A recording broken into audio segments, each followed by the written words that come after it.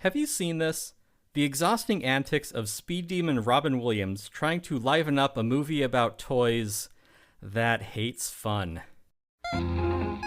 Welcome to Have You Seen This? The world's only podcast about obscure, overlooked, and misbegotten media. All discussions will be spoiler heavy. You have been warned. This show would not be possible without the support of our patrons. If you would like to support our show, join us at patreon.com/haveyouseenthis. Patrons get the show a week early, and $5 supporters also get access to our Discord. Or you can tip us at our Ko-fi. Visit the link in the show notes. Would you say that's accurate? It is accurate. My first question is, can you die of whimsy? I think possibly in this movie. I want it to die. It's within the realm of possibility, yes. And I feel a little bad because I did run across a couple of people on Blue Sky today when I mentioned the movie Toys from 1992, where they were like, "Oh, I like that movie." Well, shit. This is going to be difficult. Because we will lose subscriber. Yeah, because when you mentioned it, like, I didn't want to watch this because you and I think have a visceral negative memory of watching this, like, when we were, I don't know, tweens-ish. Because it's a movie, again, ostensibly about toys, but you watch it and you're like, has anyone here ever played with a toy? Has anyone who made this, like, understand, like, fun and whimsy and make-believe? Because this is just a dismal-ass movie. Yeah, it's a movie that'll have you, like, fuck fun. Right, yeah, it's like, I don't know, maybe it was the marketing campaign, which we can also address, because it's not... It's a movie called Toys. It isn't really about toys, man. It's a movie about toys for grown-ups. It doesn't make sense.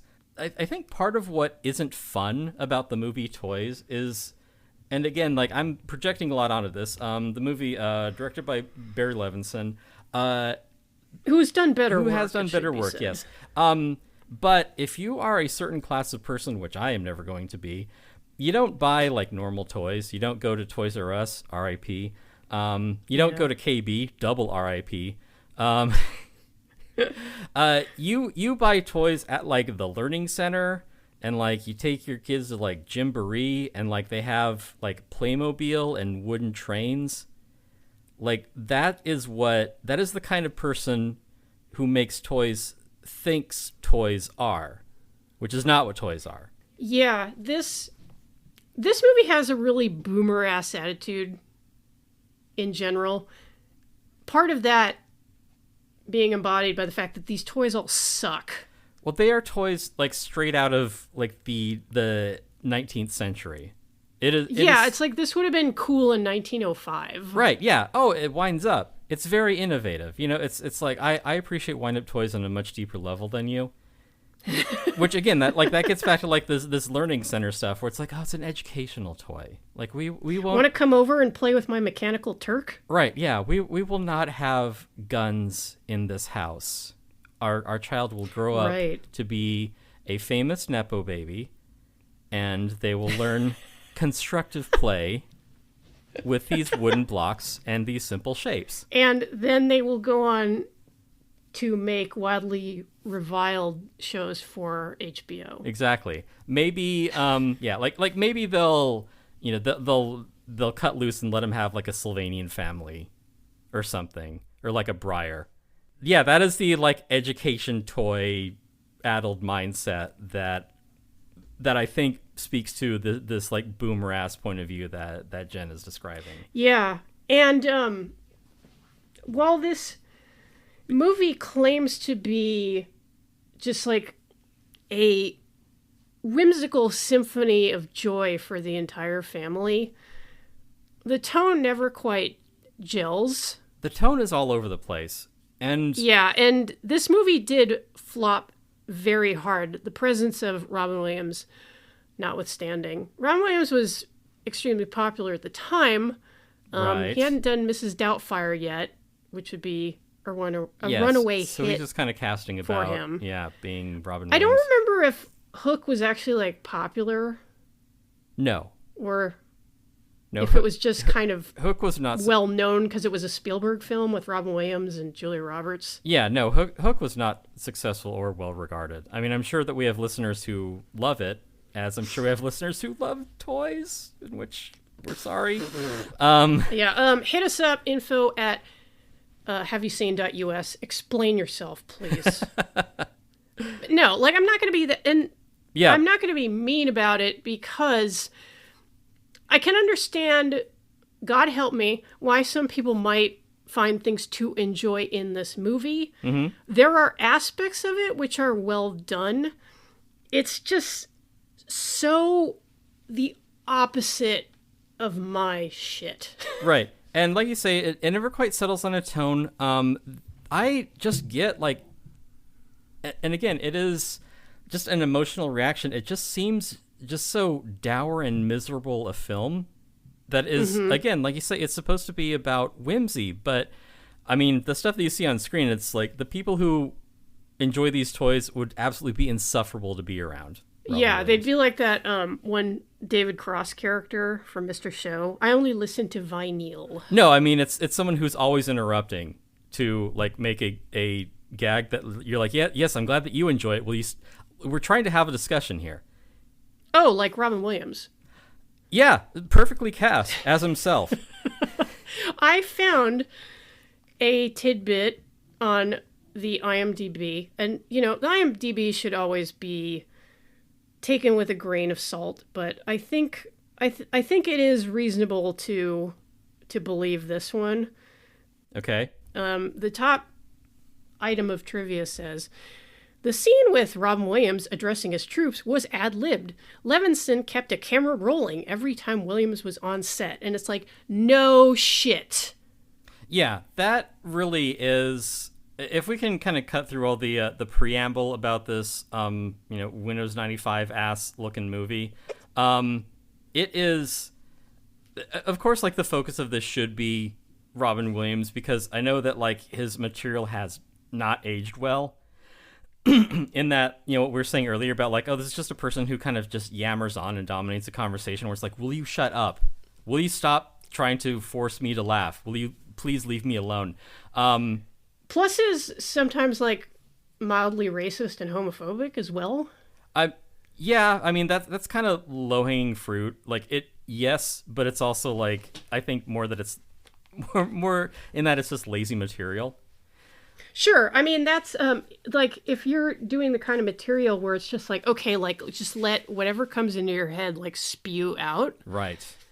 That's the most irritating thing about it, and why I'm not, like, the biggest fan of Robin Williams. He's capable of good performances, but I think there were too many directors who are just like, oh, God, it's just everything that comes out of this guy's mouth is gold. I just can't stop cracking up whenever he's around. Yeah, everyone's laughing on set, but then it doesn't necessarily translate. I mean, it sure as shit didn't for me watching this as a kid, because I think that there are two ways that you can approach this movie, either with Robin Williams being the villain or with him being the victim.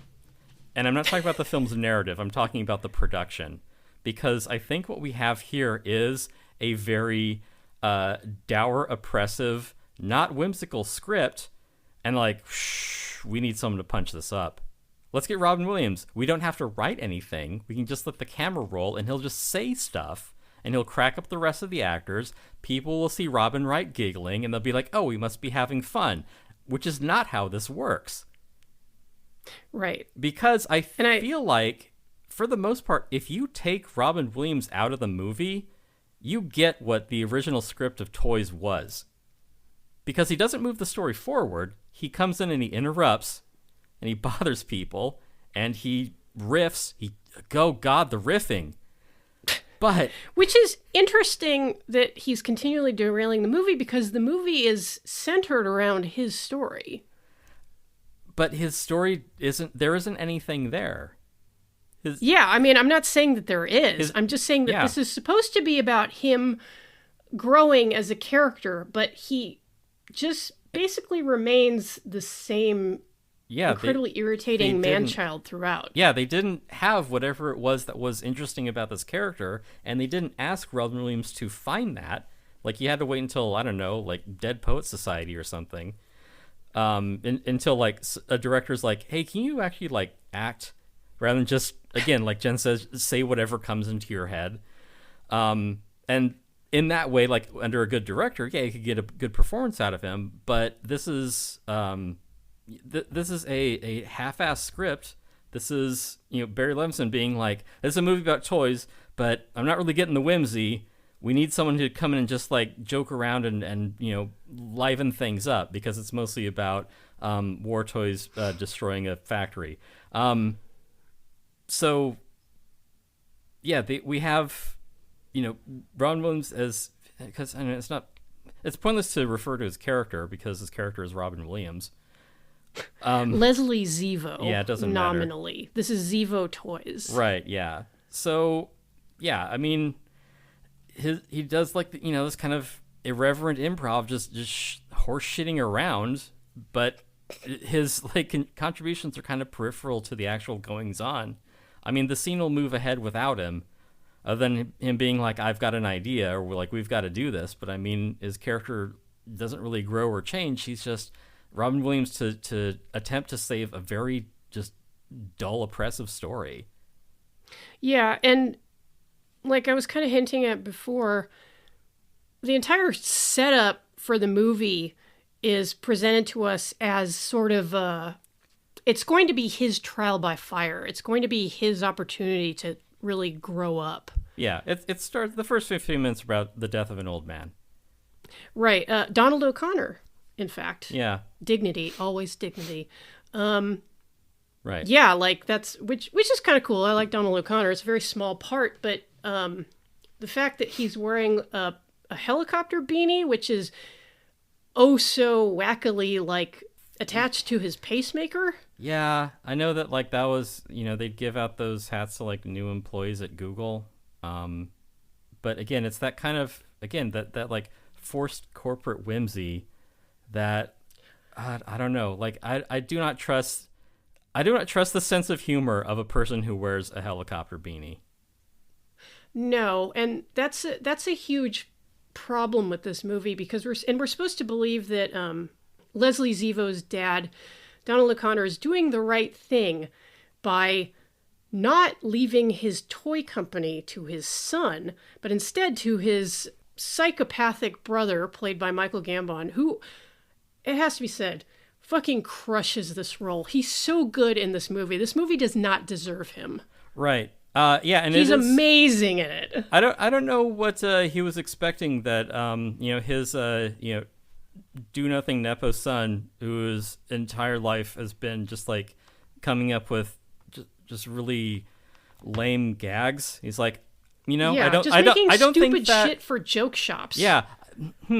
For some reason, my son hasn't managed to mature in his role. I don't know why that is. I wonder whose fault that is. Well, time to die. Yeah, but so the premise is that if by pitting his brother against his son, he can ensure that his son realizes his potential, which he fucking doesn't. I mean, he wins at the end, basically, but yeah, we are another reason why this movie quo. Just doesn't work, because there's no growth on the part of this character. Yeah. By the end of the movie, we're dropped back to where we were, and Zevo Toys is free to like make, I don't know, billions of dollars making toys for like the Victorian era. Yeah, like for the Hearthsong catalog or whatever. Right. Yeah. That like bourgeois like yuppie parents can like buy for their awful children. Yeah, these are, again, I'm not in a position to criticize, but these are toys that like are for putting on a shelf. These are not toys for playing with. Right. They embody like a Frozen in Amber sense of whimsy. That notion which you abandoned several decades ago. A major problem with this movie is that it's extremely lib-brained, in that it likes to present this veneer of niceness and progressiveness and just like, oh, we're doing what's right, but never thinking about any of this stuff in any depth. Because if you thought about it for 2 seconds, you would realize that these people are full of shit. Like there's a write up of this film by Nathan Rabin, who wrote for the AV Club. He did his whole My Year of Flops series. And he really got the movie's number when he said that it makes you start rooting against the protagonist in favor of Michael Gambon's character, who you're supposed to just dislike, just completely revile. Oh, absolutely.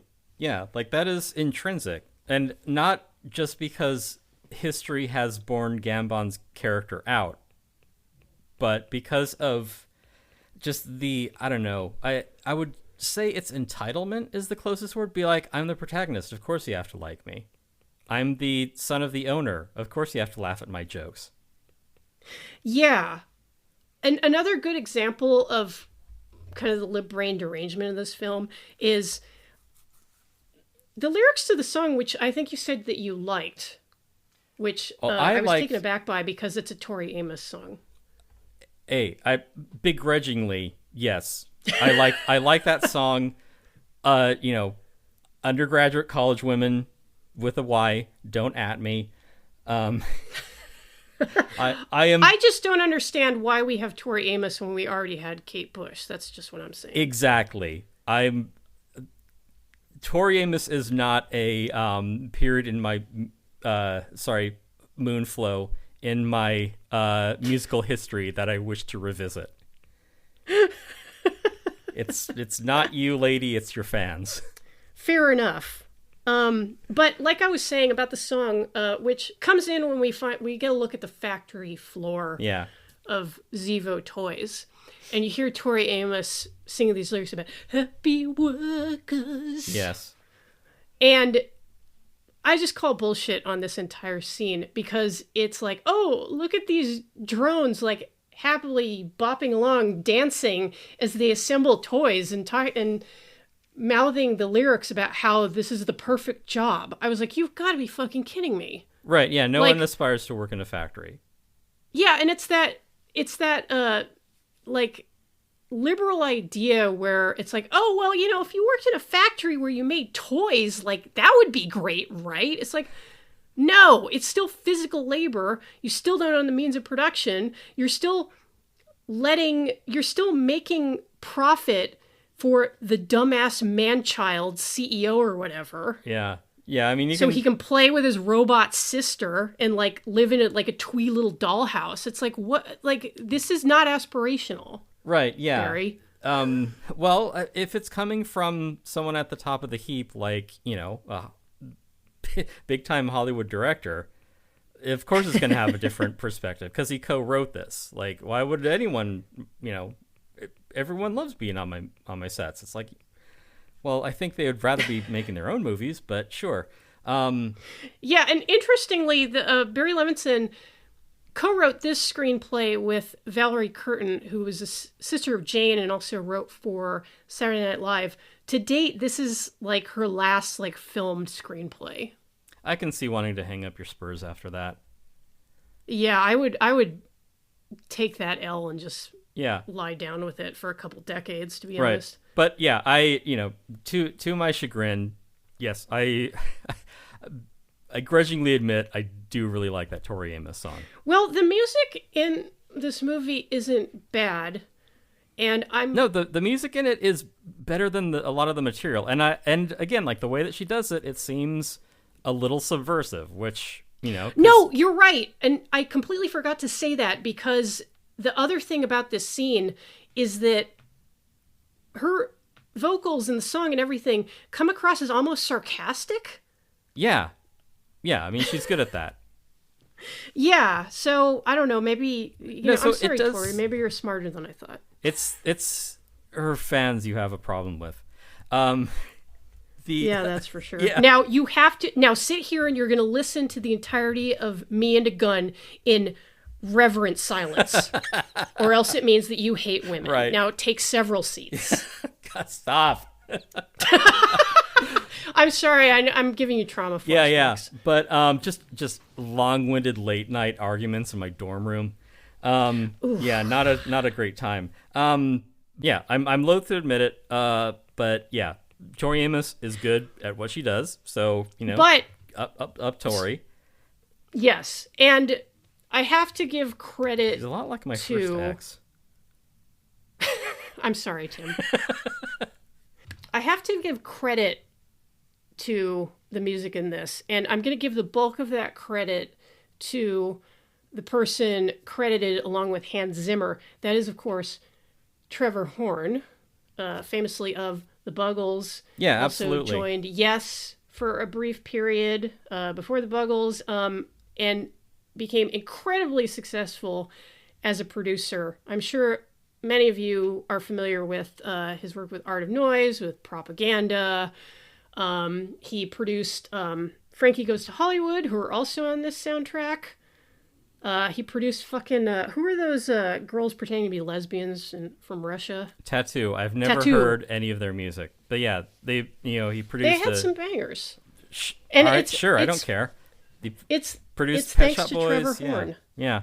The man knows his shit when it comes to producing. And we'll talk a little bit more about the music later, because there is a part where it's like nominally important to the plot. But maybe we should save it until then. Shouts out Trevor Horn. Yeah. And yeah, in that factory scene too, like the vocals of Tori Amos fit with the incongruous nature of what she's singing about, because again, the design of this it is very surrealist and brutalist. So this work environment is supposed to be like fun and wacky, but it's like you don't make a concrete bunker fun just by like putting a Pixar ball like in the corner and being like, hey, we painted a wall blue. It's like you still work in a factory and you're kind of like lorded over by these like giant machines. And it just has like this false veneer of whimsy to it, in that it is still a factory. And also again, like the interiors in this, where we're looking at a lot of windowless rooms, sometimes doorless rooms. And yeah, like you say, you're still a worker, enriching a capitalist so that, Robin Williams can play with his, robot sister, spoilers. And some of the things that you'll notice in the, the set design on this is that a lot of the spaces that they find themselves in, I was marveling at how much wasted space there are in these rooms, and that wasted space is a hallmark of like aristocratic, Victorian design. It is, just look at any of the interiors from Barry Lyndon, where you have a ballroom that's the size of like a football pitch. It's like, we have tons of space. We have more space than we could possibly use. That is how they signify their wealth. Shit, that's a really good point. It's like living in a McMansion. Yeah. It's like, no, you don't need like we have so 8 much bedrooms room and 9 bathrooms. Yeah, we have so much room. We put a room inside another room. Like my bedroom exists inside another room. That's how much space we just don't give a fuck. We got real estate for ages. And in fact, like, even the toy factory itself, it is one factory amidst an ocean of rolling fields. We never see any other buildings. As far as we know, they've got land like larger than like Jeremy Clarkson's farm, because you never see like any of the real world encroach in on this like little like kingdom that they have just from making these toys. Yeah, and it's very influenced by Magritte, obviously. Yeah. The production design, which admittedly is impressive, is maybe one of the better things about that movie, even though it's in service to this kind of weird, like, gun to your head, we're all going to have so much fucking fun, it'll be coming out of our fucking ears. I mean, this is kind of mentality. This is a mandatory team building exercise level of fun.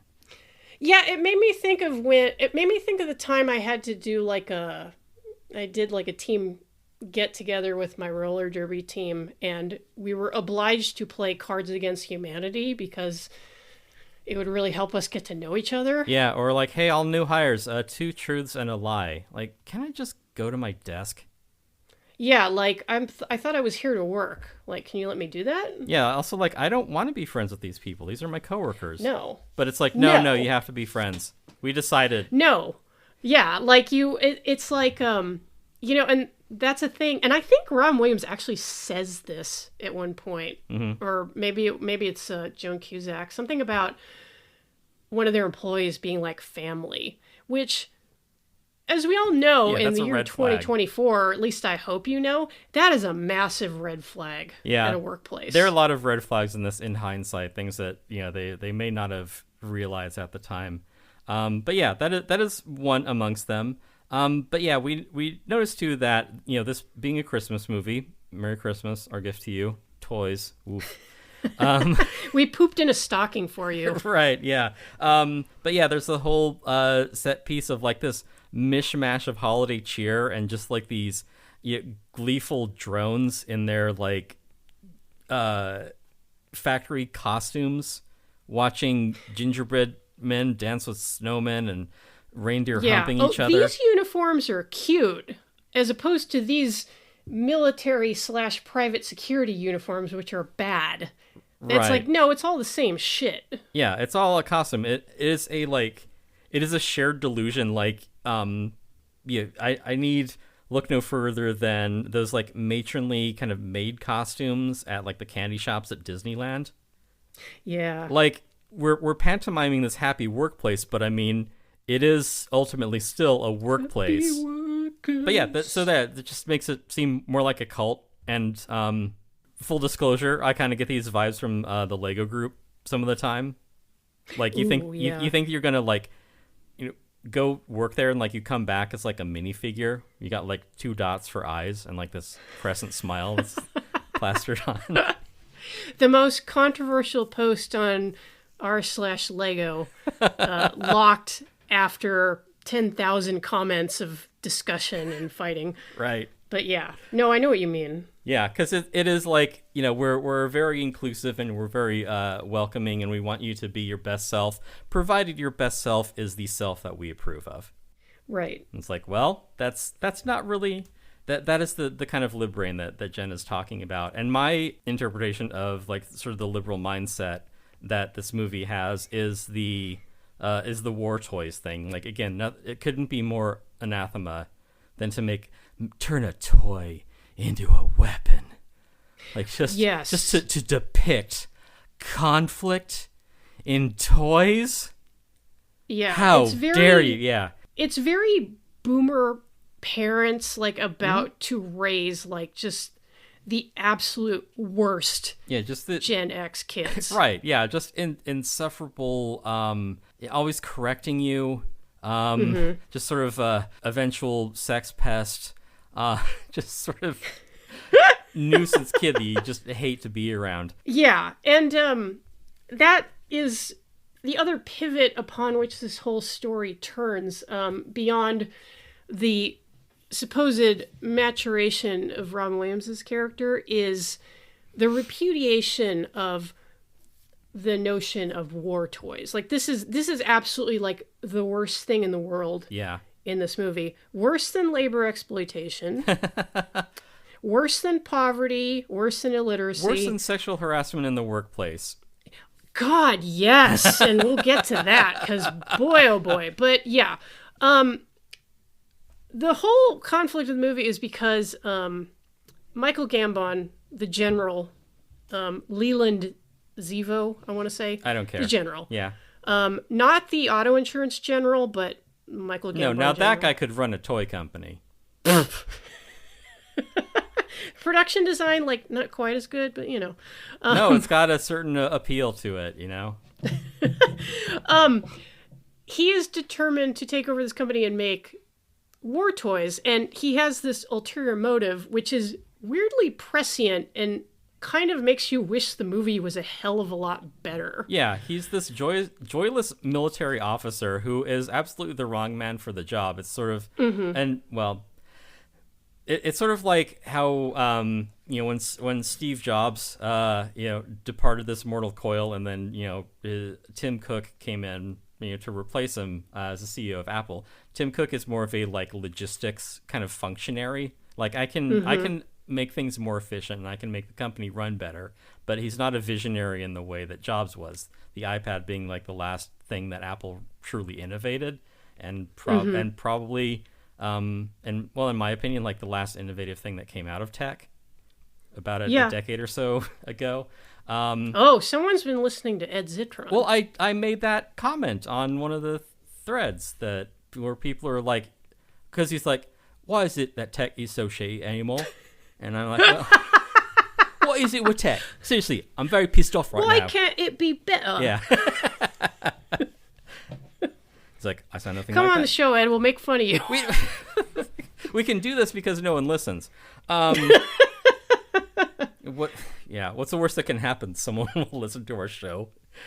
But anyway, you were saying about that was the point that I made because I am up on tech and how much it sucks, which is why I listen to his show, because I'm like, yes, I know. Yeah. But anyway, that's not. He's serving up realness. Yeah, but we're talking about movies. So yeah, he's this functionary that's unsuited to the task, just as Robin Williams is, because like Robin Williams' character doesn't have any kind of, leadership qualities. He's immature because he's been a kid his whole life, and he will remain a kid his whole life because his character doesn't change. He doesn't learn anything. He doesn't grow. He keeps being himself because he, had the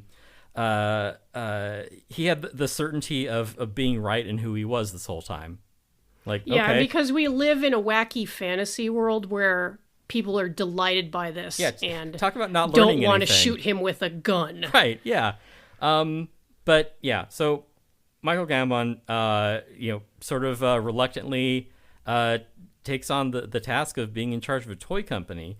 But the problem is that he also has this thwarted military career, which they do, touch on that briefly. He's only a 3-star general, which I mean, they're like, you can get like a bucket of those. Like they sell them on freeway on ramps by the bag. That's how Norman Schwarzkopf did it. Right, yeah. So I think, I don't know, I'm not an expert. Oh yeah, Norman Schwarzkopf for people who are listening. Jen, who is Norman Schwarzkopf? The Gulf War general. Okay. He's like the hero of the Gulf War. Yeah. I don't know. Do you want me to go back to Westmoreland or MacArthur? Well, maybe if you want to just like Washington, riff an inspirational speech. You might want to bring that up. But yeah, also Norman Schwarzkopf does get name checked in this movie. Again, evergreen material from Robin Williams, just off the top of his head. Well, I mean, this was like in the wake of Gulf War I. Right, yeah. Oh man. Before we went in there and really fucked it up. Yeah, we won so hard that we had to go back and do it again. Just play the hits. I mean, you could kind of see why Barry Levinson was so mad. It's just that he went about explicating his ideas in like a fucked way. Yeah, he really didn't have the tools to make an astute deconstruction of the warlike nature of mankind and how it destroys all things. Because you don't want to get too into that. The movie's called Toys, for fuck's sake. But yeah, General Zevo he isn't suited to his role, but he does gradually grow into it, and you can see the transformation is obvious because he goes from a military uniform to a whimsical military uniform, still a military uniform. That reminds me that the other day when I was walking my dog, I came across a Santa in military camouflage on someone's lawn. What is that Santa's mission? Like, what does he do? does he like murk Iraqis or? Well, he don't bring them presents, I'll tell you that much right now. Yeah, what does he do? Does he like I don't know, start oil fires or put them out or? Yeah, I was like, oh, I love this town. It's so cool living here. At least it's not a Trump flag, I guess. Yeah. I brought you a 7.62 millimeter gift. I'm going to deliver it into the back of your head. Yeah. Yeah, I don't... yeah. But, a big... you've kind of inadvertently touched on another massive problem with this movie, is that we get all this kind of interesting character detail for the general. I mean, he's the only character in this movie. It's so much so that he becomes almost like the heart of this movie. And you're supposed to hate his guts. You're supposed to be like, oh, this man is wrong. He is not acceptable. Sir, have you no sense of decency that you want to make these horrible toys that you want children to play video games? Right. But I know video games also never caught on. They rot the mind. I mean, I know Tipper Gore has some opinions on them. Right. Well, Tipper Gore can, as they say, eat me alive. Right, yeah.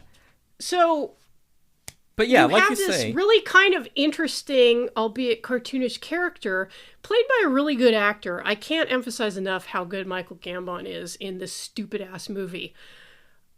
Yeah. So, all of your interest transfers to this character. right, because Like, any pathos in the movie ends up attached to him. yeah, like I say, none of the other characters change. Like Robin Williams, like he remains just a dipshit. an irritating Just a man. fucking clown. Yeah, an annoying man-child. Joan Cusack literally doesn't change because she is purposefully inert.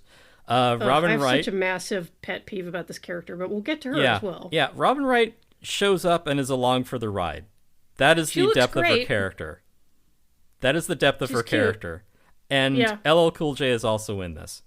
I really like LL Cool J in this, which makes me feel bad Yeah. because he's very charming in this role. And yeah, he is a good synthesis of the different halves of this, of like the toy side and the war side, and he is on Yeah. board with it, but it isn't enough for the rest of the movie. he gets more of an arc than fucking Robin Williams' character Yeah, that's true. because he actually has a change of heart. Yeah, he finds out about his mother. Yeah. And it is interesting too that like LL Cool J is Michael Gambon's son, and that is not commented on at all. Yeah, which is kind of cool. Yeah, so good for them. You talk about Michael Gambon's character being developed, unlike anyone else in the movie, and I would assume that there's some kind of redemptive arc on him, like learning to have fun, or reconciling with his brother or his nephew. I forget how they're related. Like. But Like, no, his- he just his- gets shot in the face, and then at the end of the movie, he appears to be as debilitated as his father. Yeah, so And that's the happy ending? right. Yeah, he just gets to live out his glory days, I suppose, just saluting a parade of toys. But like his character is defeated, but he isn't changed. And again, like he's the only one that we spend any time getting to know. Yeah, which is wild. And, this movie is, nominally a Christmas film. It was released in the Christmas season. It opens with a big, pointless Christmas pageant. It is, But it doesn't even have... mess. Yeah, it doesn't even have that basic-ass Christmas movie premise, that you would get out of a standard, Rankin Bass special of we're going to learn the true meaning of Christmas, because Learn the joy of the whimsy. general doesn't learn anything. No. Yeah, he gets fragged. And it's funny too that he does mention his own troops attempting to frag him in Vietnam. I don't know how old this guy is. I think he just doesn't age. He's just sort of the notion of an officer, like he exists all through time. Yeah, he's like the platonic ideal Right. Yeah. of this kind of guy. Which, fits because he adds depth to what is otherwise a stereotype. Yeah, it is. It's a shame because this is almost an interesting character and an interesting concept. Yeah, there are a lot of It's- almosts in this movie. Yeah, and I do know that this was intended as Barry Levinson's first feature. He was developing this 10 years before it came out, but then instead, in a very wise move, he did Diner, which cemented his reputation. He was incredibly successful throughout the 80s, Rain Man, etc. And then he was finally able to execute his vision. And, Yeah. like Coppola with Metropolis. Yeah, and it's a real cautionary tale, isn't it? I guess so, yeah. It's wow, this is what you were hoping and praying all those years to make. And it does seem kind of apt because it is sort of a juvenile screenplay and story. Yeah, you need... I could see this being a first feature because it's incredibly head-ass. Yeah, you need Robin Williams to come in and punch it up in real time. Yeah. Like, and I don't even, I mean, well, like, who knows what might have been. But to get back to... But yeah, we're talking about, General Zevo's character, and like he goes to his dad for advice, who's just an invalid living in like a field tent with an incredibly hot Debbie Mazar. Oh my god. Hello, like nurse. Her scene. Yes. Her scene with LL Cool J. Yeah.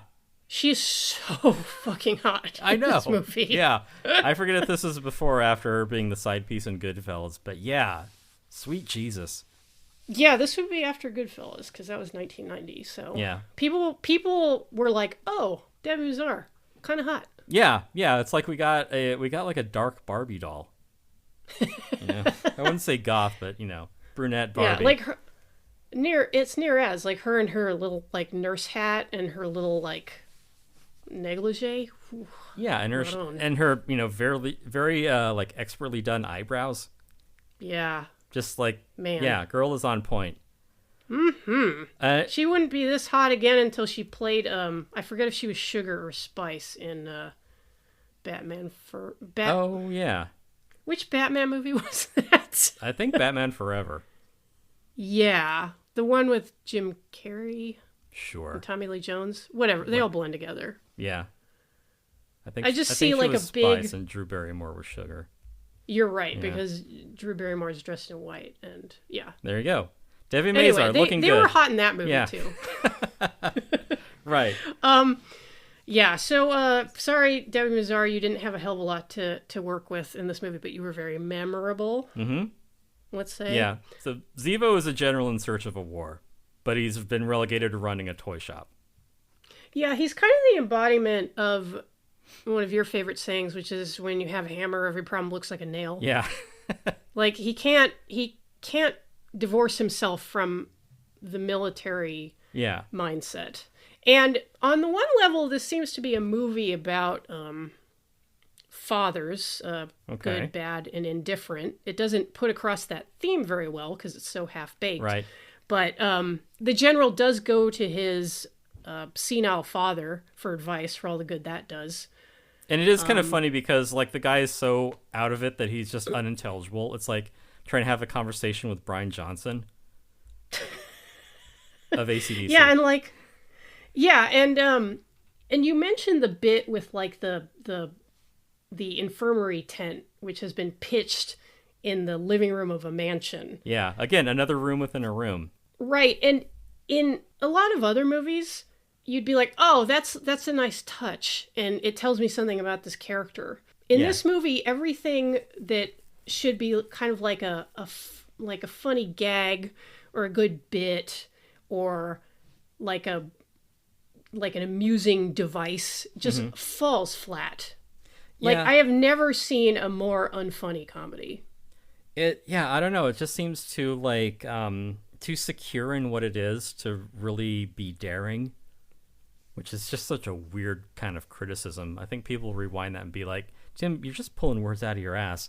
No, but I kind of know what you mean because the movie is so sure that it is this harbinger of childlike innocence and wonder that it doesn't stop to think like, hey, maybe this is a bad idea. Right, yeah. It isn't asking like, well, how do I convey that I am, the arbiter of whimsy? Or am I just self-appointed? Like, it's kind of the latter. Which... This movie is like when, like, if I forget myself and I start talking in detail about, like, true crime cases around people who don't know me that well. Oh, yeah. Or people who do and then know I'm you. like, And then I'm like, oh, wait, like, these stories are horrifying. I should probably, like, turn it down. But... Barry Levinson and company really thought that people would just be like, oh, like tin toys and like weird inappropriate innuendo at odd times. Like, yes, this is my jam, shit. Yeah. And I mean, there's something to maybe be gleaned from all the like room within a room, and that the notion of like play is sort of a fantasy world that you retreat into inside the real world. So it's kind of this like nesting doll. No nesting dolls in this. That was a missed opportunity. Hey, this is America. Right. We yeah. don't do that Matryoshka shit. Right. Yeah. If only they had, Mattel made one. Anyway. Yeah. So we do see a couple scenes of that. It isn't really explicated, so I don't know. An exercise for the listener. But yeah, moving on in the story. God, just interminable scenes of just Robin Williams riffing, Joan Cusack being weird, which I mean, good for her. This was probably what got her, in the Addams Family sequel.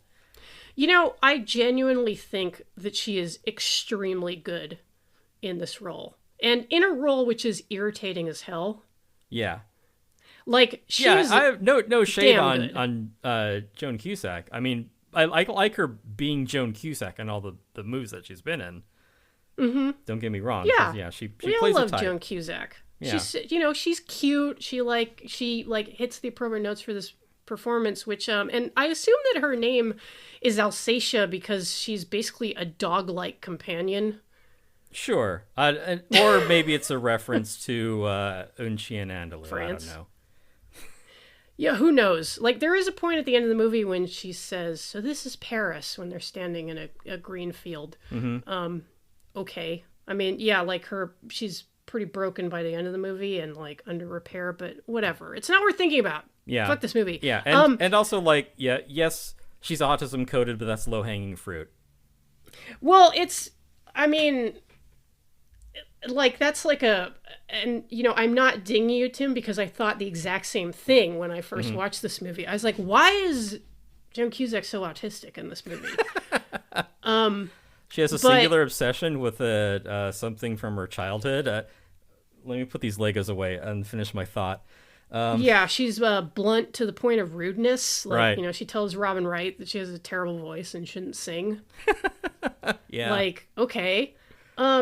Yeah, it's just out there. Like, we aren't telling you anything about being like, hey, guess what? No, yeah. Like, it's very much like on the surface, and I don't know if it was intentional or not, and I kind of don't care. Yeah, if that's news to you, then I'm going to blow your mind about some news about Commander Data.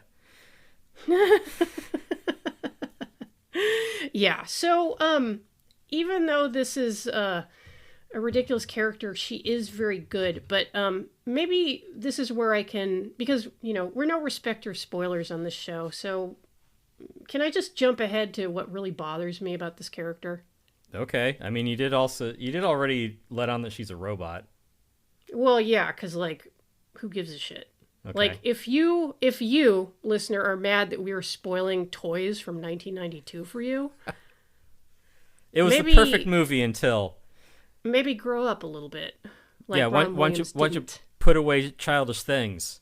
Yeah, bitch. And that's biblical right there. Why don't you enlist? Be a man. Yeah. Be like LL Cool J in this movie. Like, change your mindset slightly, but remain a part of the military-industrial complex. Yeah, go to foreign countries and meet interesting people and kill them. Yeah, but anyway, so yes, Alsatia, Joan Cusack in this movie, is a robot who was built by Robin Williams' dad as a companion for him. A sex bot, I assume. Yeah. This is psychologically, this is real weird. Like, oh, well, you didn't have a mom, so like, here's a sister. That's kind of a fucked up thing to do, and I think it's actually probably a good thing that she is like borderline subnormal, because like if she could like contemplate her existence, yeah, you'd have a real Westworld situation here. Yeah, she'd go insane. It's another one of the things about this movie where, like, if you think about it in any depth, you're like, God, that's fucked up. Yeah, now don't get me wrong, I would actually like to see that. But I don't know. It's it would be a very different, much darker, and more interesting story. Yeah. Anyway, it's Alan Moore like recontextualizing that sort of derivative work to be like, I want to see the Toys sequel where Alsatia just goes nuts and kills everyone. Oh hell yeah, that would be amazing. If Alan Moore saw this movie, he'd probably say, "What is this shit? What is this shite?" Yeah, exactly. Get off my lawn. So do you think that there's like But- Rule 42 of her and like Haley Joel Osment from AI, artificial intelligence? Oh God, how old is he in that movie? I don't know, I don't but wanna I mean, know. hey, super toys last all summer. Also, I didn't care for AI, so Last all like, night. please, like, one sort of shitty movie at a time, Tim. My I know point this is about pushing your limit. my point about Alsatia that really pisses me off is, okay, she's a robot, so when her head gets blown off at the end of the movie, Yeah. and it's like real sad, Mm-hmm. then they're like, oh, well, we can just put her back together again. Mm-hmm. And I was like, well, what is the fucking point? Yeah. It's What is the fucking point? Yeah, it's sort of a non-issue. Yeah. Like, why bother? It's like the movie wants to be all deep and shit. You know, the movie wants to say these profound things about childhood and stuff like that.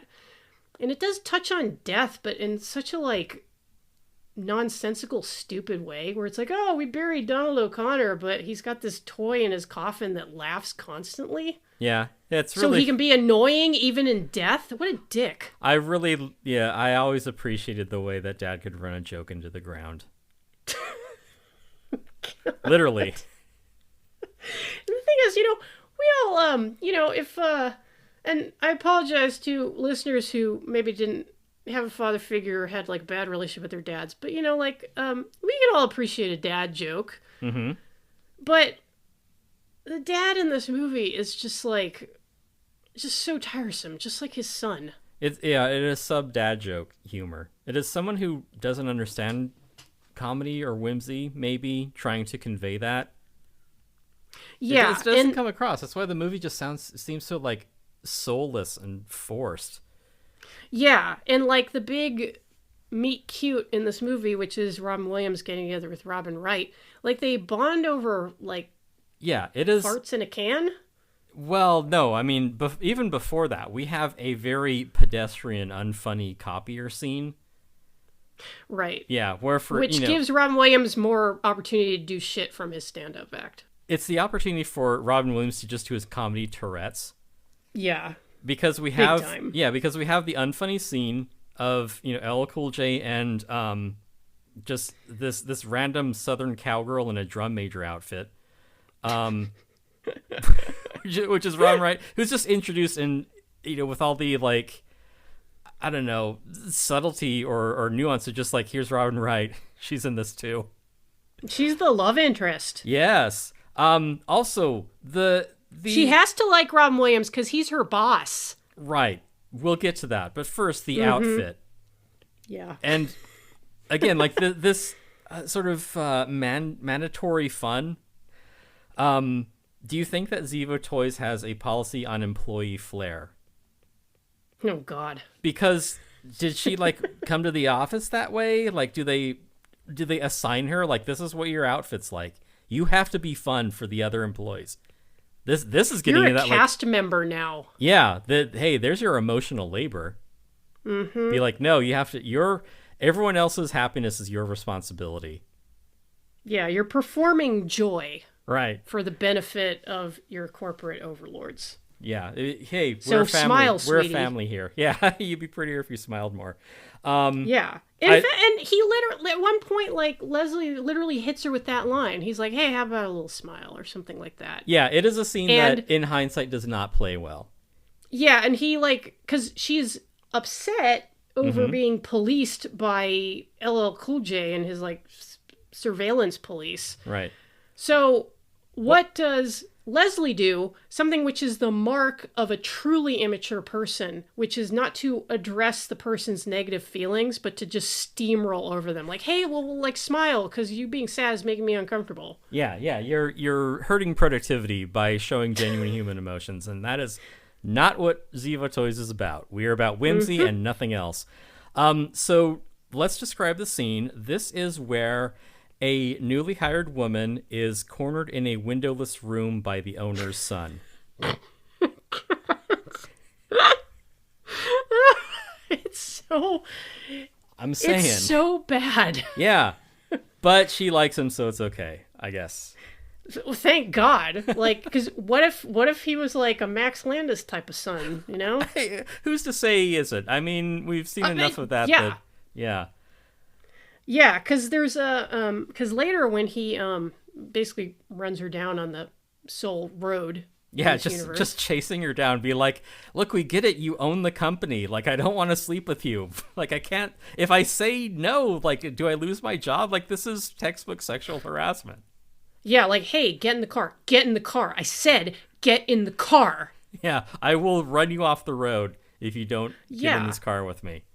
Yeah, and and her whole attitude in this scene, which I think is supposed to be charming, and it's supposed to look like she's being kind of like flirtatious yet diffident. She just seems straight up uncomfortable. Yeah, it is nervous laughter more than anything. Yeah. It's just like, that's great. I'm just going to keep laughing so I don't have to give you an answer, which is no, because I know that you'll get mad. Yeah. Like, I don't know how you might react if I say no. That's bad. Yeah, seeing as you're, an adult man-child who has, unbounded wealth and influence in this, small little, like, pocket dimension. To be honest, you don't seem too stable either. No, yeah. It's really worrisome. And I mean, again, like, this is 30 years of cultural drift recontextualizing this, but yeah, you watch it now and you're like, this is so not chill. Yeah. But, the thing is, like, we had, like, Marxism and stuff like that in 1992. Mm-hmm. People thought it was the end of history, but, guess what? The shit still applied. Yeah. I guess really the takeaway is that even at the time, the scenes don't work. Because it is just, Barry sets up the camera and is like, Robin, you riff, and Robin, you laugh, and we'll just see we'll find it in the edit. Robin and Robin, go. Yeah. Because, those scenes of them in, like, the commissary where, he's, like, doing, like, the fart jokes and stuff, and then they're just kind of, like, talking, but it's like, they did not write the scene beforehand. This is Williams doing his bit and, Robin Wright just keeping up. Yeah, and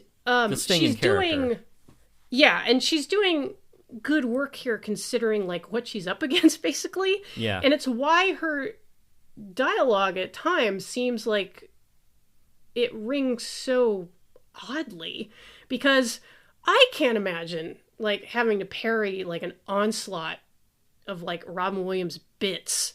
Oh, and by the way, you're supposed to act like you like him and you're attracted to him. Yeah. Well, I mean, she's a successful actress. I'm sure she's had to do that before. Oh, yeah. Fair. That's why she's so good. Right. But yeah, and then like going back to the movie's tone, like that scene where he's following her in his car while she's riding her bike. There's a part where she like straight up asks him like, what his deal is or what he's trying to do. Yeah. And he whips out a little like devil puppet and he says, "Want to get laid?" And it's like, oh, okay. That's whimsical, I guess. Yeah, all this whimsy is really just a cover. It is, I don't know. Have there ever been any other, like, well-regarded, wholesome people, I don't know, like writers or some sort who, like, actually turn out to be, like, really these, I don't know. Maybe one or two. But he's whimsical. He isn't gonna no, it's fine. Yeah, come on, he isn't gonna whip his dick out in the office. Yeah, I mean, if he did, it's a joke. Why can't you take a joke? Yeah, it was a joke, bitch. Yeah. Now get in my car. Like, I really feel like the devil puppet represents his dick at this point. I mean, maybe the way he sees it. Sure. Yeah. It is like the other head of Zaphod Beeblebrox trying to get out. Yeah, it's like the mask slips briefly. It's like, yeah, like I'm trying to fuck, bitch. Oh, but like I'm such a delightful boy. Won't you romp with me? Right. Ugh, it gives you the creeps. There's some fraudage in their future. Yes. And Oh, and then of course we are treated to the obligatory romantic scene, which for some reason has Jamie Foxx and another guy listening to them having sex. yeah, Jamie Foxx is in this. That's unexpected. Yeah. Another person who would go on to much better things. Yeah, nearly a sex scene in Toys. What the hell? Yeah. Like she takes her bra off and everything. Yeah. So they can do like a extended unfunny bit with the bra. See, like 'cause, propelling a toy robot Elastic. onto Huh? the street. Haha. Boobs. It's funny. Look, why aren't you laughing? Yeah, You have fun here. Be whimsical. You know how to do whimsy, right? I mean, sure, we didn't write any funny parts in the script, and we're just having Robin Williams just kind of like plaster over that with scenes that don't really move the story along, but just show, hey, him and Robin Wright seem to get along. See, she's not scared. She's smiling. She's humoring him, all right? Right. That's all that matters. She And very much is, yeah. and I guess maybe this rates $5 in the jar, but that quote unquote love scene, it just made me think of Attack of the Eye Creatures. Why? Because of the scene where the Oh, two like God, yeah. gross, creepy army guys are like watching the teenager's neck in their Oh, cars. yeah, the two voyeur perverts. But I Yeah. repeat myself, yeah. Yeah, Huh. and that guy's like, "Oh, it's her eyes." Oh, Please, my eyes are up here. God, it's so gross.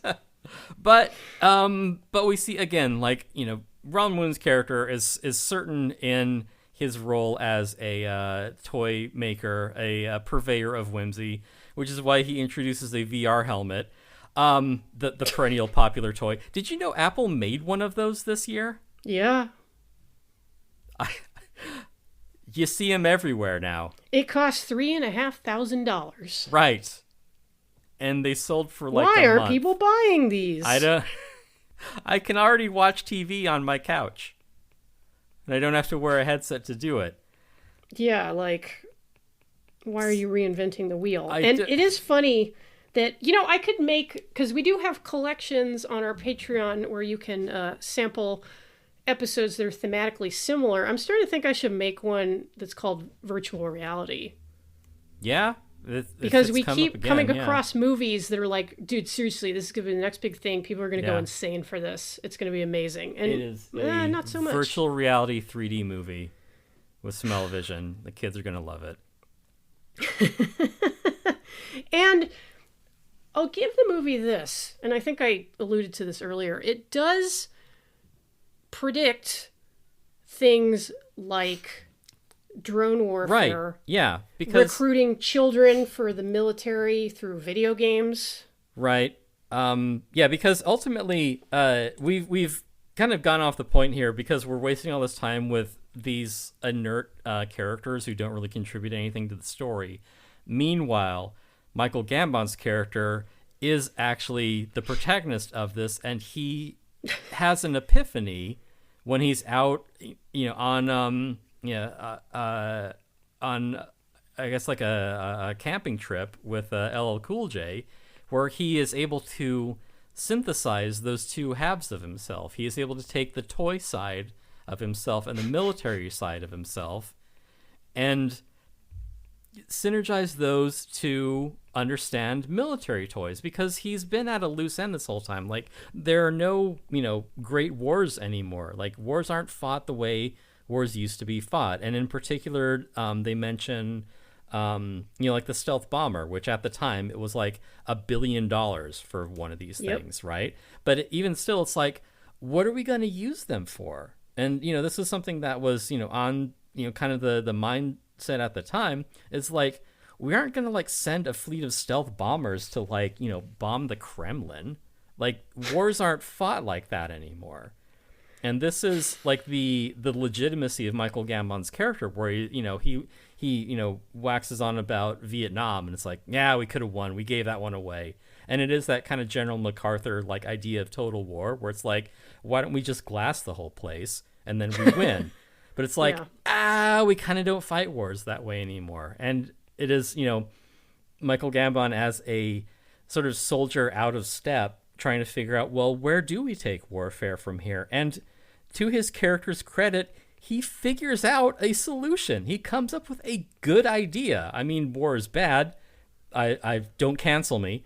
But he's like, war toys rather than like $1 billion bomber, which like if that crashes, you're like, oh fuck. Well, we could have put a generation through school for the cost of that. Whatever. We don't do that in the United States. No, we don't. That's why we have all the B-2s. But also the notion too, and again, this is like, the mindset at the time was, why are we spending all this money to like train these pilots and design this new jet? Like what, the F-22? Did that even come out? Did they even release that fucking boondoggle? Because I remember like into the 2000s it being this. Well, we got something even better now, Tim, fiasco. Which is the F-35. Is that it? Is that the did I get it wrong? Was it the F-35? Yeah, that's that one which like you can't fly it in the rain and stuff. Yeah, it was like the everything jet that didn't do anything well. It's the Twitter/X of military hardware. Right, yeah. No, yeah, okay, yeah, I was mistaken. It was the F-35. Maybe I can just say F-35. You can put that in earlier. So my point actually goes somewhere, because I'm not recording. Well, I thought you were talking about maybe like because I don't know a lot about fighter jets. I didn't know if you were talking about a plane which was like current to 1992 or something. No, I was mistaken. You're correct. It's the F-35. I still take your point. So. Yeah, but yeah, like all this money that had gone into developing like the next fighter jet, when it's like, what the fuck do we need fighter jets for? And it was the other thing too. Again, like the first time that Trump was elected, and it's like, oh, we're gonna make more tanks, and the military being like, we don't use tanks anymore. Like tanks are surplus. We're sending those to Ukraine because we don't need tanks. We don't fight wars like that. Yeah. Well, I want a big parade. Speaking of sexually harassing man-children who take advantage of women. Mm-hmm. Yeah. But anyway, so General Zevo actually has like an inspired idea for the next kind of warfare, which is just cheaper drones piloted remotely, which is what we've been fucking doing. Yeah, and it's weird that the movie kind of got this right. Yeah. It got very little else correct, but it did. I think Levinson did kind of figure out in a weird way like where the wind was blowing in terms of where warfare might go, because while there is like a whiff of moral panic about the way video games are treated. Yeah, because video games will make you into a school shooter. That is true. We saw that in Elephant. Yeah, fuck you, Gus Van Sant. Right, yeah. It's true. It's been proven several times over. You hack. Yes. No, but... It's absolutely not true. Yeah. There's zero connection, but anyway. Right. But it is true that the military has tried to use things like first-person shooters to recruit young people. Oh, yeah, absolutely. I was at a video game trade show in Orange County where, yeah, like the Army was doing outreach, like, like, play our first-person shooter. This is the fun parts of the Army, It isn't like, changing a transmission in like, 40 degrees Celsius weather, in the middle of the desert. Yeah, and the general does touch on something genuinely creepy, which has sort of been borne out, which is the idea of like pushing a button and somebody dying. Yeah, like, drone strikes. half a globe away. Yeah. It's it's Obama's legacy. Oh yes. And thanks, Barry. Yeah, and the conflict of the drone strike is that when it's asymmetrical warfare, like everyone is a target. Mm-hmm. It is the footage of the reporter getting killed. Oh yeah, with that like Chelsea Manning. Yeah. Leaked and went to prison for. Yeah. What was that called?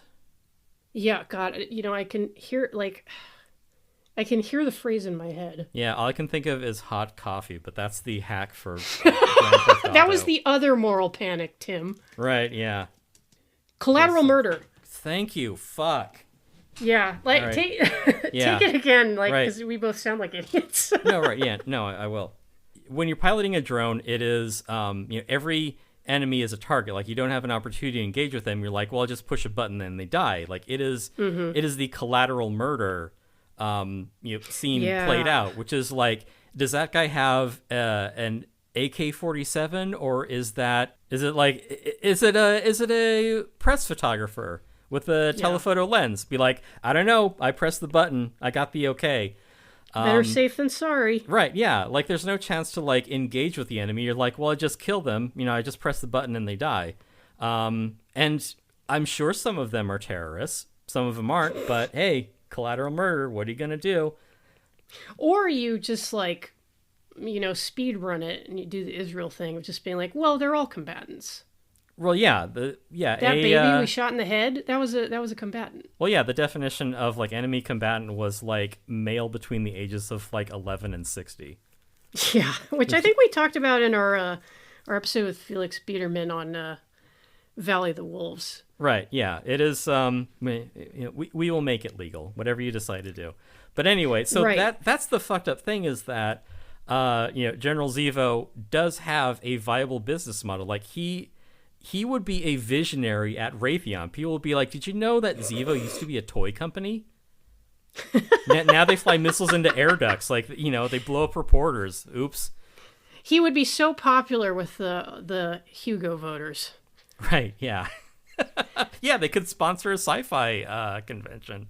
Yeah, he'd make cool, like, sci-fi toys. Yeah, and like he would have reinvigorated Zivo Toys because they would have been a government contractor. They could charge whatever the fuck they wanted for their little drone copters.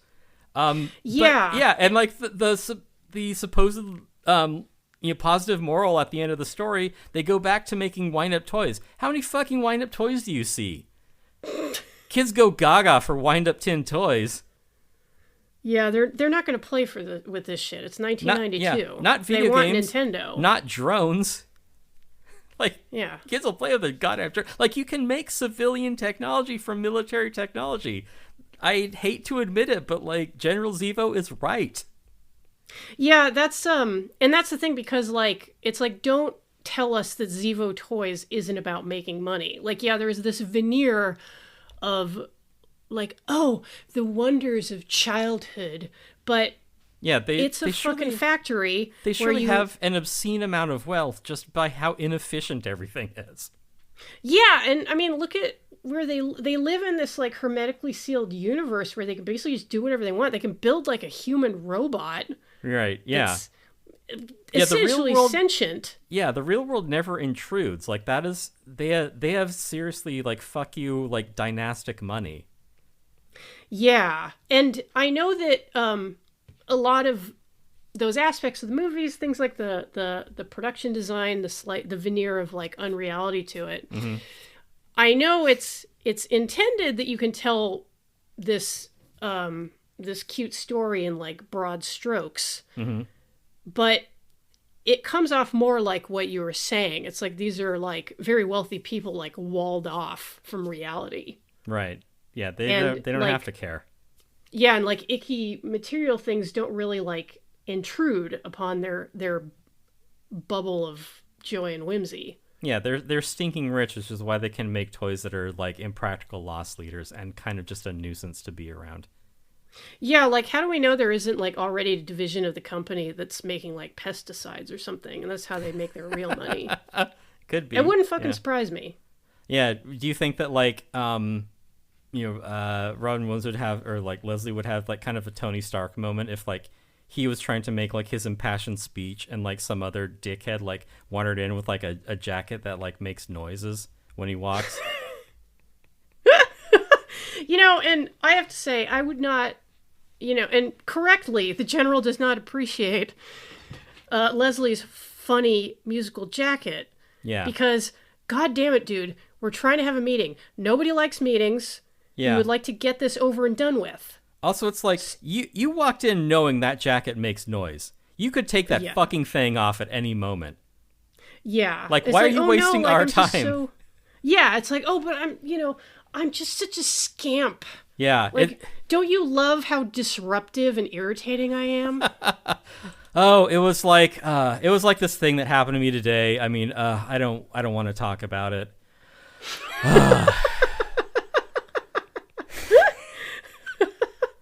Can I tell you another thing which like bothers me? Yeah.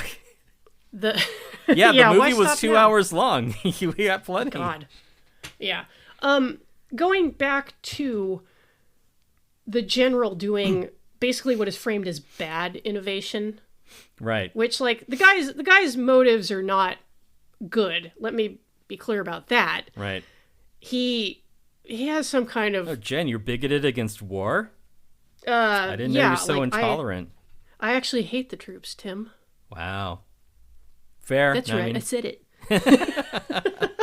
on a personal level, yes. Obviously, the general is not a good guy, and even though you can, I think it's correct to read this movie in such a way that like he's the more reasonable of the Okay. the antagonists in this movie. Yeah, well, I mean, he's part of the whimsy industrial complex. It's unavoidable. He is framed as this is doing like bad innovation. He wants to make war toys, like he's a bad disruptor. I don't get Unlike all the Because of positive that- disruptors. because of that. I don't get the way that research and development or whatever you want to call it, this company is framed, because all of those scenes seem like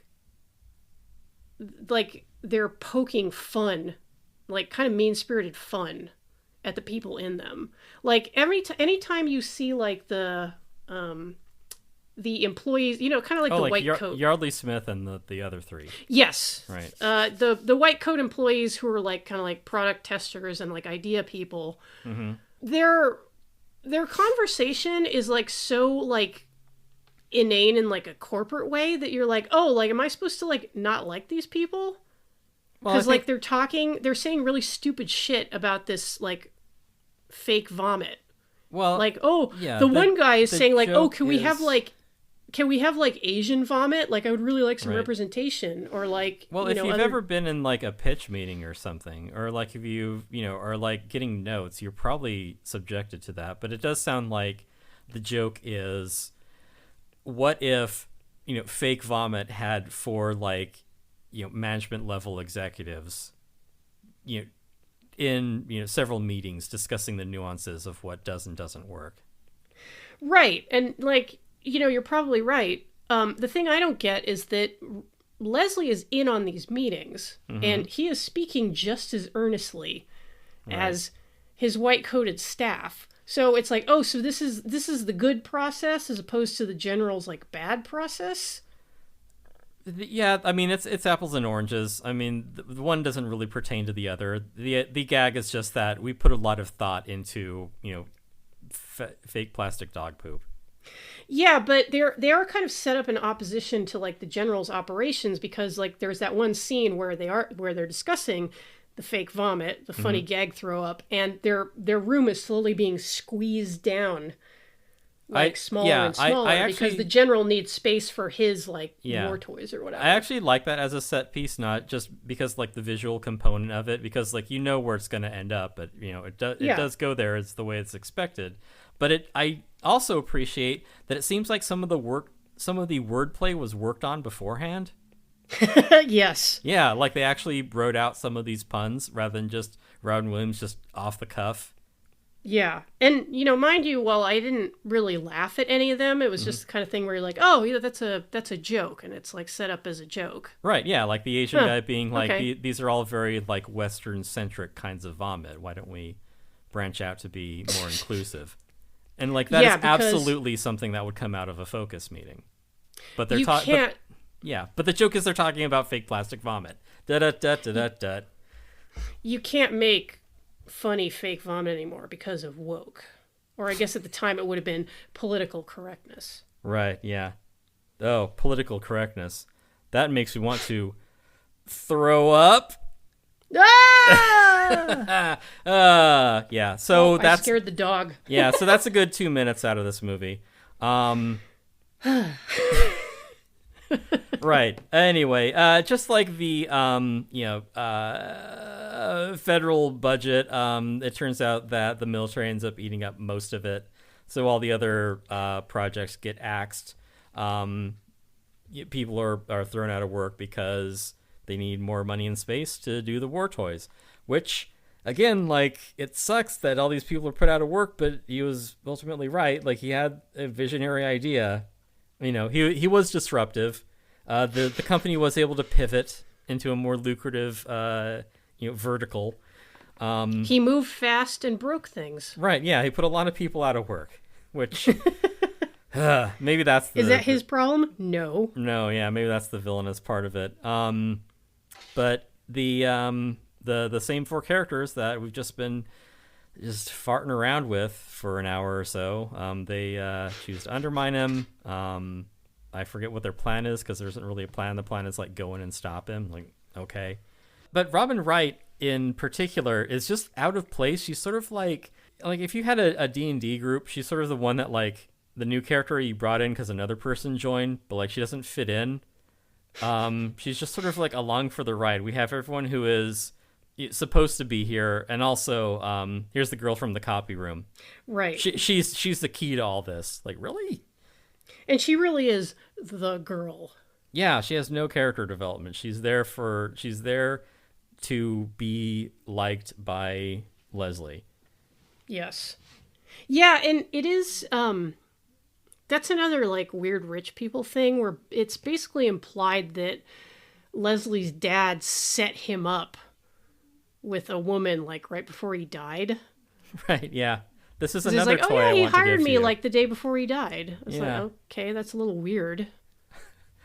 I gift you this possession, this woman. Yeah. This working class woman, more importantly. She should be easy to manipulate because she's not rich like we are. Yeah, she has to do Have what you fun. tell her. It's great. Yeah. So they hatch a plan. The plan is basically get her.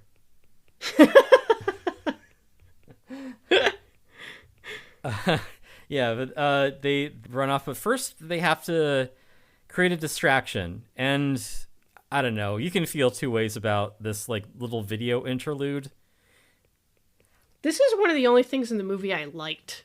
Yeah, and it makes sense too because there's security and they're trying to sneak in, and then it is Robin Williams and Joan Cusack playing this distracting music video for security. At no point does security go, "Huh, that looks like the two people who we work for." It's like, remember Money Movers, and they make the point that when you hire security guards, you don't hire the smart people. That's true. Yeah, they were thrown off the force for things that even cops can't get away with.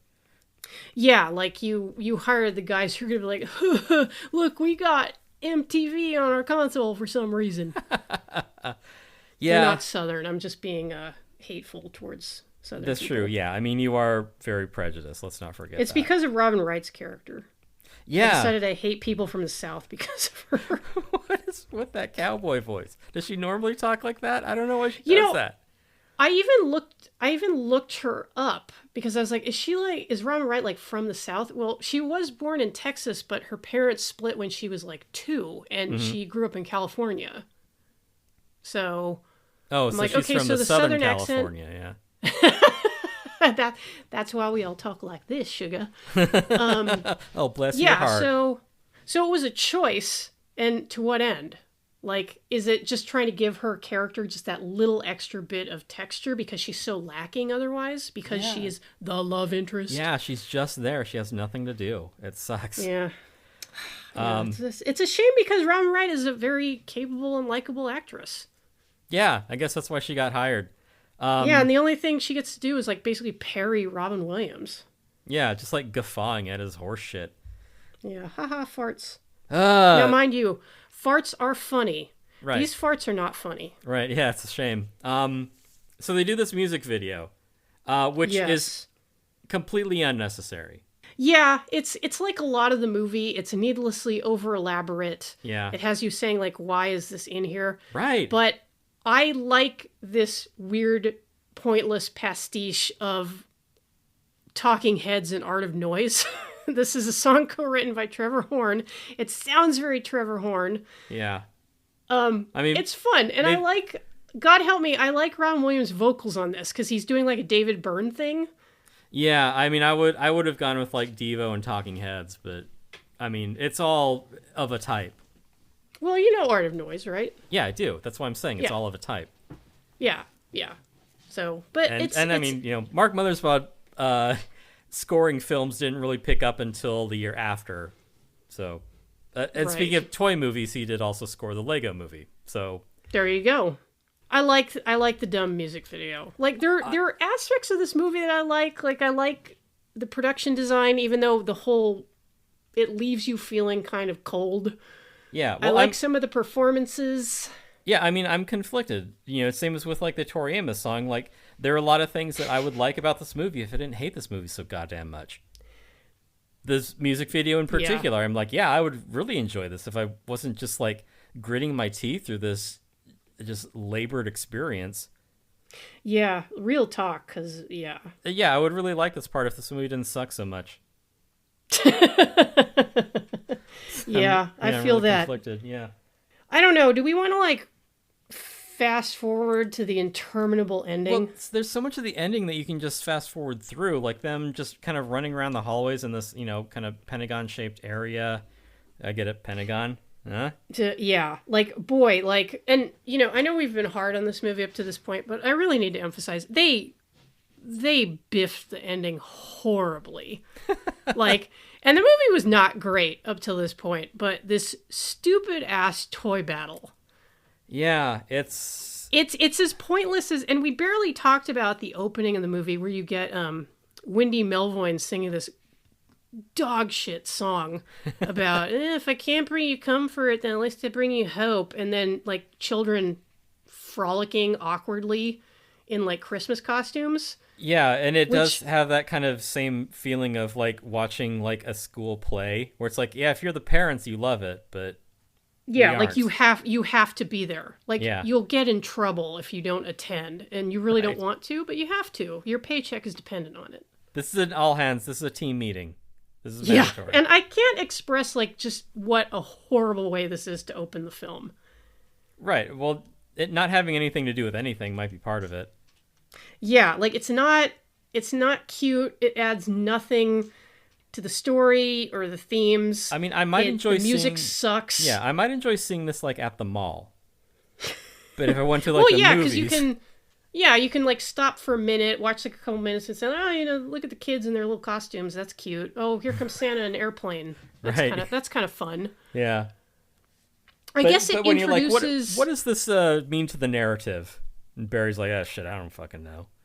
Yeah, like it's just an excuse to have like. It means I like Christmas.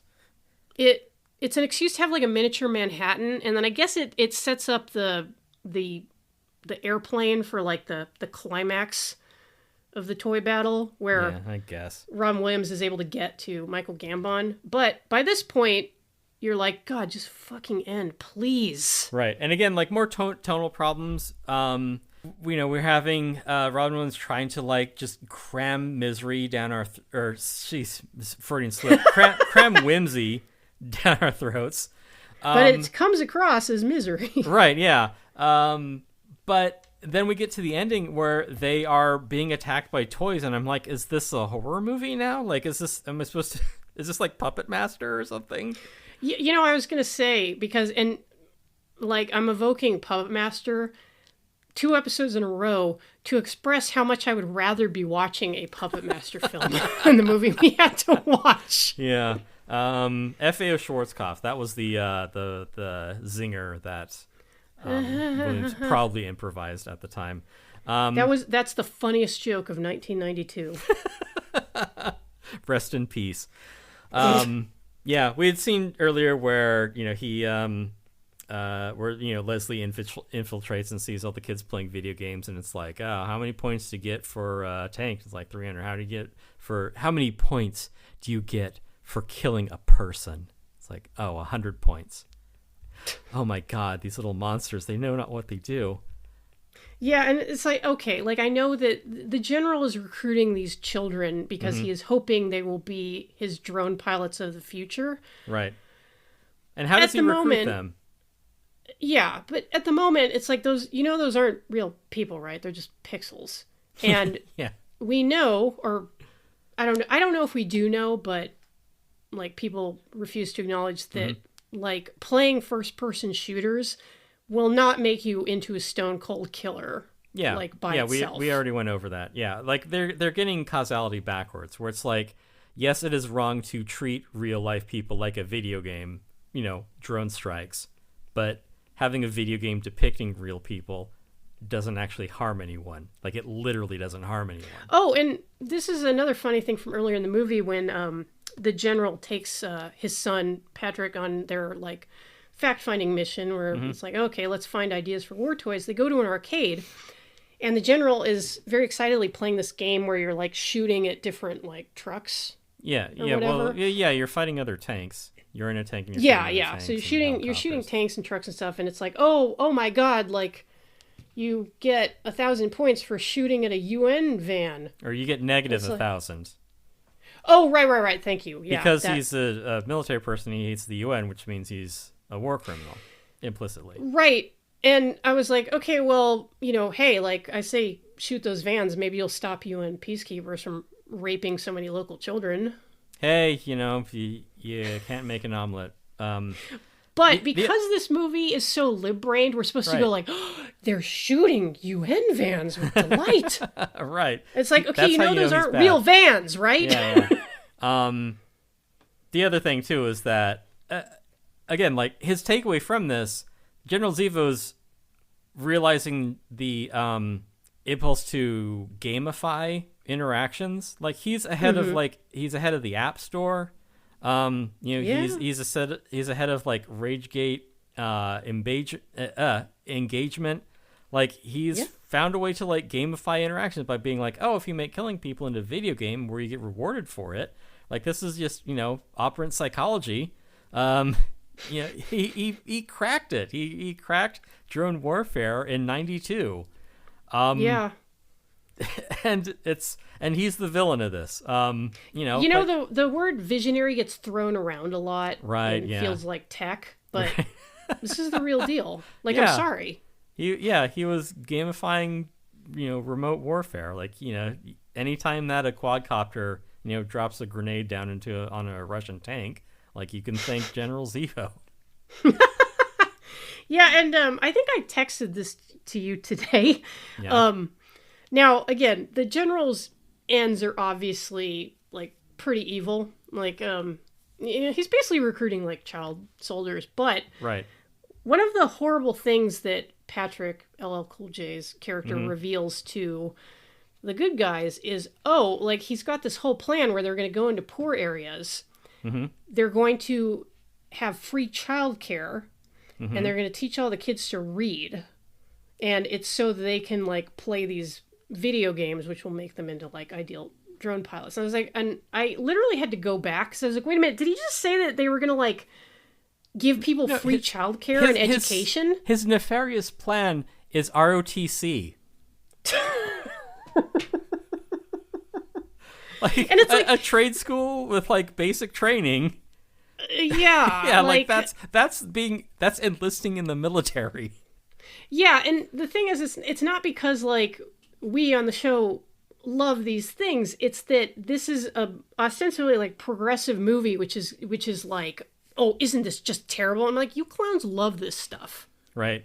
Like, you fucking love the troops. Yeah. Like, it's you're why LL putting Cool Santa J's in camo. character. Yeah, it's why LL Cool J's character gets to like go away at the end of the movie and go be in the military some more, and like, oh, we're all still friends though. Yeah, he's part of the U.S. government's most successful socialist make-work program, the military. Well, we're Elon and Vivek are going to be putting a stop to that pretty soon. Back to the movie. So the general wants to educate kids and give them jobs for life, basically, because he's evil. Right, and probably government health care to go with it. Right. Yeah. Yeah. And like you mentioned earlier, they get attacked by these war toys that are actually kind of ineffective. So maybe that's the one flaw in Zevo's plan. Yeah, like I don't understand what the point is, because, and also the fact that the opposing force is all the shitty ass toys Right. that Zevo Toys is making that are just like, wind up toys. And it's like, what are these going to do? I mean, okay, maybe they're cannon fodder, No, But it yeah, also that is seems it. like these war toys like can't hit shit anyway. Well, they aren't sophisticated because, as is mentioned earlier, they're only like they follow movement. So like, Oh, like in Jurassic Park. right, yeah. So they're very simple, and that's why having a bunch of wind-up toys makes sense as a way to defeat them because they'll just be preoccupied with shooting all these toys. And again, tonally, we see like aftermath and like body horror of toys like blown apart and like a teddy bear walking with like half of its head gone. Like, how am I supposed to feel about this scene? It's more upsetting than Gumby 1. Right. Yeah, so is it funny? Is it horrific? Is it ironic? I don't know. And there's nothing that makes me madder than not knowing how a movie is supposed to make me feel. You're just like the 1992 audience, Tim. Right, You yeah. monster. But yeah, the toy helicopters come in. They make that Apocalypse Now helicopter sound. Huh? I'm an educated Cute. cineast. Yeah. And also, did you notice that one of the teddy bears sounds exactly like Lumpy from the Star Wars Holiday Special? I didn't notice that. Yeah, that like gargly Wookiee noise. Oh, It is literally okay. this exact same noise. Gross. But Yeah. yeah, this is also the scene too where, Williams improvises that like pastiche of like Patton and Henry V and Kennedy and like Lincoln speeches, just like rambles, and then they just patch it together in the edit. Yeah. And they're like, "Oh god, this is the apex of this film. This is so good. People are going to love this." Yeah, this is his A material. This is how he's closing out the show. Yeah, nah. Yeah, but then Ziva gets blown up. The sea swine, what the fuck is that? Yeah, that's weird. I don't get that. I don't know. It's just They weird. have a rancor pit basically, but Yeah. it's some kind of like aquatic thing. It's some kind of toy that's a slug that lives in the water, and it's also a pig. Yeah, it's organic. I don't Which is know. like- It's weird. It's unsettling. Yeah, and it's like Toys. The general really is an innovator. Like my compliments to the team that came up with this, because this is wild. Yeah, I mean, I don't know. Maybe he was like borrowing notes from like the Fly sequel. Something where it's like, you're just going to be a monstrosity that lives at the bottom of a pit. All right, cool. Yeah, and it's it's supposed to be like some kind of lurking menace, but it's just weird. It's not like well explained. It's distractingly weird. Yeah. Yeah, and I don't understand. Like, apparently, it's able to like turn on the backup power to the factory or the war toys. I think it turns on its own backup power. It's why it isn't defeated. Okay. It's like the way that oh god, what's his name comes back at the end of Die Hard. Oh shoot, that guy is in so many other movies. He's in the Runestone. I see ads for that on B Movie TV every 10 minutes. It doesn't matter. You know who I'm talking about. The one that Al Powell, he shoots him at the end. He saves John McClane's life. He's the cop. He's the cop that shot a kid who you're sympathetic towards. A different time. Vel Johnson. Yes. Oh, Yeah. Do you think that kid that he shot was Urkel? And he just kind of Yeah, made the it thing look was like he an was accident? normal Yeah. before No. he shot him. No, like Family Matters takes place before Die Hard, and the kid that he shot was the neighbor because he was just so annoying. But he like made it look like, oh, Urkel has a gun, and then he got reassigned to LAPD, where they love cops who shoot kids. Oh yeah. What were we talking And about? that's how Stefan Urkel died. Right. Oh, that's how he became Urkel. Like he got brain Yeah. damage. Oh, okay. Yeah. He used to be a cool guy. Yep. Sad, really. Yeah. But yeah, so they blow him up. The toy shop returns to the status quo. Never mind that the world has passed them by, so they are free to make all the fidget spinners and Furbies and Beanie Babies that they want. They got this great thing that they're working on right now. You saw it in the scene with Joan Cusack trying it out. It's called the Virtual Boy. Oh my god. Oh yeah, we didn't even consider like the Nintendo parallels. So yeah, they could have been a Raytheon. They could have been a government contractor, like even more heaps of money. But now they're making a bear that sits up. I don't know. Well, Tim, Nintendo is what has made our children into unstoppable super soldiers. That's true. Yeah, all those murders. I like that bowling alley massacre. That was Nintendo. Yeah, that tennis match that got out of hand. Also, Birdo made us all trans. That's true. Yeah. Because we were talking earlier about how deadly F1 races used to be. Yep. And I mean, just you need look no further at the violence in any Mario Kart race. I mean, just those red shells. Yeah, they really hurt. Right. It's not just sticks and stones. No, yeah, they need to do something to reform Mario Kart to make it more ethical. God, I want to play Forza really bad now. Like I just push you off a cliff. Like it's the same feeling.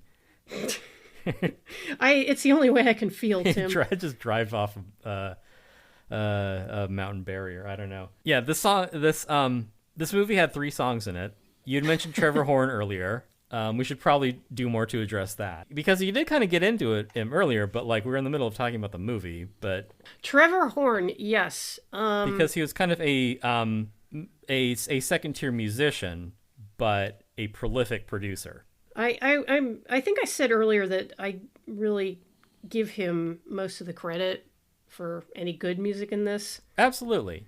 Yeah, I think that it's earned. And again, it sucks because I hate the movie so much that I can't enjoy the things that are good about it.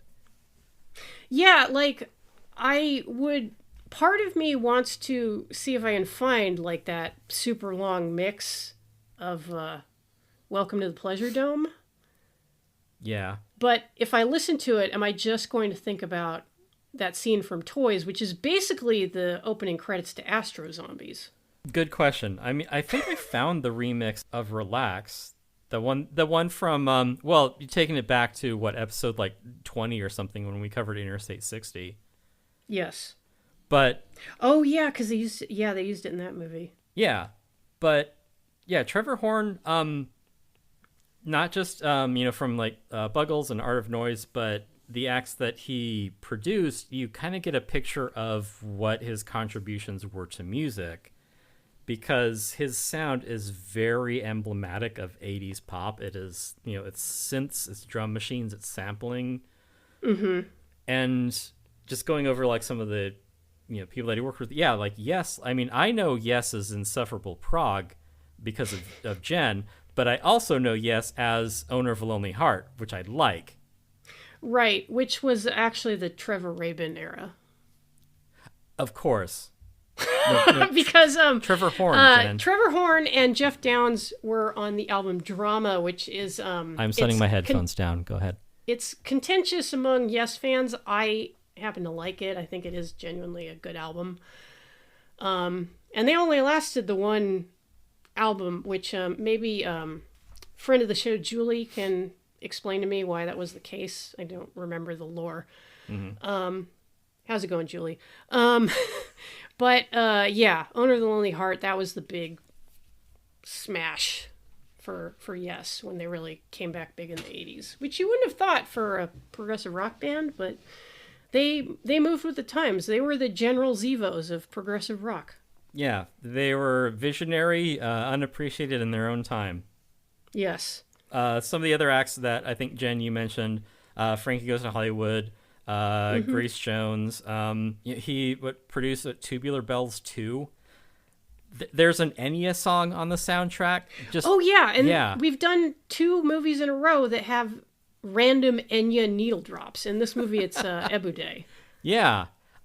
He produced Pet Shop Boys Fundamental, and also a song I haven't thought about since the goddamn 90s was Crazy by Seal. Oh, right. Jesus Christ. Yeah, and it all has that kind of I feel like I just entered a time tunnel. Yeah, I want to put on Max Knight Ultra Spy just thinking about that. Which is a better movie than this. Right, yeah. But it is all in that same like erotic Europop kind of mode. Oh, yeah. Which, I mean, just reading through all the acts that he's done, I'm like, oh, I think I actually really like this guy's style of music. So Yeah. there you go. Now I should play some propaganda for you. It fucking rocks. Well, I am very susceptible to propaganda. Just like Garfield said, you are not immune. Right, yeah. And also, he gets his Kate Bush cred because he also had a Fairlight sampler, and he actually knew how to use it. Oh yeah, he had the $30,000 or right, whatever it cost to pony up for one of those. Yeah, I don't think even New Order could afford one of those. They had their own thing, but yeah, he had a sound that was that it was cutting edge, emblematic of 80s synth pop, and unlike other notable producers, he didn't shoot anyone. Yeah, no, Phil Spector. Although he did lose his wife to a shooting accident. Oh God, was I exactly wrong? Did he shoot his wife? No, it's a very sad story. His son was shooting and clay pigeons or something. I don't know. It was an accident and shot his mother, who was in a coma for a long time. Oof. Well. Yeah, and they were married for bad to bring a that long up. time too. Oh. Yeah. I guess he truly is the owner of a lonely heart. You saved the bit, Tim. Well, I'm gonna download that Seal song off of iTunes because I literally haven't thought about it since the 90s. I'm gonna jump on Kazaa. Oh yeah, maybe it's on LimeWire. I'm gonna wait all night for one MP3 to download, and it's gonna be labeled as Weird Al funny. .mp3.exe. Got Yeah. it. Yeah, perfect. If this wasn't enough to sour you on toys, just watch the 30-second TV ad of Robin Williams rambling in the Windows 95 desktop scene. Just the marketing team doesn't know what the movie was about, so just it's about Robin Williams just goofing. And far be it from me to defend anybody who does marketing for a major Hollywood studio. Yeah. But I can't help but feel that maybe the marketing people took a look at this movie and were like, Jesus Christ, how the fuck are we going to sell this? Right. Because this is... Yeah, you tell me what the hell, who the audience is for toys. Yeah, they were really banking on Robin Williams to be able to put this across. Yeah. And, it's not like he lacked talent. He was incredibly talented, Mm-hmm. and he was capable of incredible performances when you had a director who was willing to rein him in. This is not the case. Yeah, you can't make him carry this turd. It's not fair. Right. And I would like to apologize to the viewers because I believe this movie was on streaming and just disappeared. Just call us. Maybe someone watched it. They're like, oh well, no, we cannot. Oh, this sucks. We cannot balls. release Nobody's this gonna wanna watch cognito this. hazard on a streaming. Even Tubi's like, no, I'm sorry. Yeah. But hey, who knows? Maybe it'll pop up again, and you'll take a look at it and you'll regret it, as we did. Yeah, but... we're sort of the Silver Surfer of streaming. When we show up, it's like, oh no, bad things are going to happen. Thank you for listening. If you enjoyed this episode, you can show your support by going to patreon.com/haveyouseenthis and make a pledge at the $2 or $5 tier. $5 a month gets the latest episode before everyone else, plus access to our Discord, where we're always arguing about movies. If you'd like to give us a tip, our Ko-Fi link is in the show notes. I like the Silver Surfer. I think he's kind of hot. Well, yeah, I mean, he works out. He's in good shape. You can tell. Does he get pussy in the comics? I know zero things about the Silver Surfer.